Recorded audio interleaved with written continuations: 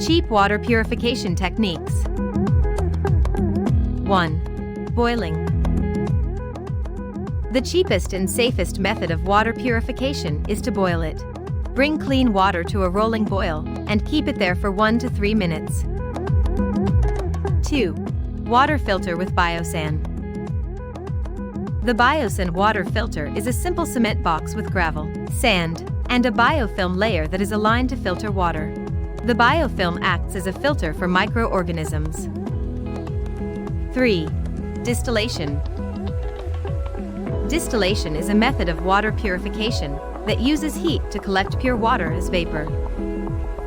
Bacteria, germs, and other contaminants can all be removed by this method. 4. Bamboo charcoal. Up to 30 liters of water can be filtered per hour using a bamboo charcoal filter. This can be implemented in rural areas where pond water is used as drinking water. 5. Chlorination. Chlorine is a powerful chemical that has been used to treat drinking water for many years. It kills germs, parasites, and other disease-causing organisms. Thank you for watching. Please like and subscribe.